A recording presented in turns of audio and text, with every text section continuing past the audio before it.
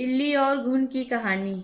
बहुत पहले की बात है। एक थी इल्ली और एक था घुन। एक दिन इल्ली बोली, आओ घुन, कार्तिक का स्नान करें। घुन बोला कि तू तो गोरी पड़ी है, तू ही नहा ले, मेरा तो मोट बाजरा पड़ा है, मैं तो नहीं नहाऊंगा। मैं तो हरे बाजरे का सीटा खाऊंगा और ठंडा पानी पीऊंगा। दोनों के बीच इस वार्तालाप के बाद इल्ली तो राजा की लड़की के पल्ले के साथ लगकर चली गई और घुन नहीं नहाया। कार्तिक माह खत्म होते ही दोनों मर गए। कार्तिक का स्नान करने से इल्ली राजा के घर जन्म लेती है और घुन राजा के यहाँ गधा बनता है। राजा की बेटी हुई तो उसके विवाह का दिन आया और वह ससुराल के लिए विदा होने लगी। विदा होने के समय अचानक ही बेटी की बैलगाड़ी रुक गई। तो राजा रानी दोनों बोले कि यह बैलगाड़ी क्यों रुक गई।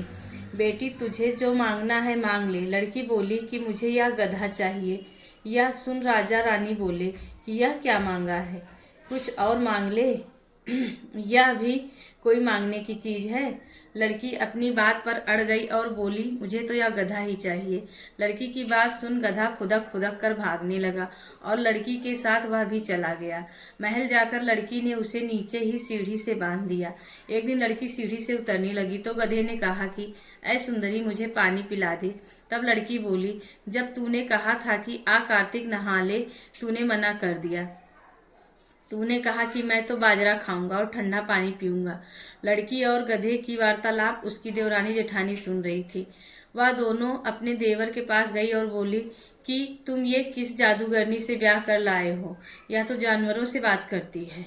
अपनी भाभीियों की बात सुनकर लड़का बोला कि मैं जब अपने कानों से सुनूंगा और आंखों से देखूंगा तभी मानूंगा।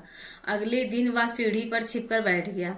उसकी पत्नी आई और गधे ने उससे फिर वही बात कही, जिस पर रानी ने भी वही जवाब दिया। यह सब देखकर राजकुमार तलवार निकालकर सामने आया और बोला कि तुम जानवरों से कैसे बात कर सकती हो, बताओ कि तुम कौन हो। उसकी पत्नी ने उससे बहुत कहा कि औरत का भेद नहीं खोलना चाहिए, लेकिन वह अड़ा रहा कि नहीं, मैं तो सब जानकर ही रहूंगा। राजकुमार की जिद के आगे उसकी पत्नी हार गई और उसने पिछले जन्म की सारी बातें उसे बता दी। वह इल्ली थी और यह गधा घुन था। इससे मैंने कार्तिक नहाने की बात कही, लेकिन इसने मना कर दिया, जिसके परिणाम स्वरूप यह इस जन्म में गधा बन गया और मैं राजा के पल्ले से लगकर नहाई तो मैं राजकुमारी के रूप में पैदा हुई, इसलिए इससे पिछले जन्म की बात कर रही थी। सारी बात सुनकर राजकुमार बोला कि क्या कार्तिक का स्नान इतना पुण्य मिलता है। रानी ने कहा, हाँ, बहुत पुण्य मिलता है। अपनी पत्नी की सारी बातें सुनकर राजकुमार ने कहा कि यदि कार्तिक स्नान का इतना महत्व है, तब हम दोनों जोड़े से कार्तिक स्नान करेंगे और दान पुण्य भी करेंगे, ताकि आने वाले समय में हम सुख पूर्वक रह सकें। दोनों ने जब जोड़े के स्नान किया, उनके पास काफी धन हुआ। इस कहानी से बात सभी को कहना चाहिए, हे कार्तिक महाराज, जैसे आपने इल्ली को फल दिया वैसा ही सभी को देना, लेकिन घुन जैसा फल किसी को ना देना। जय श्री राम।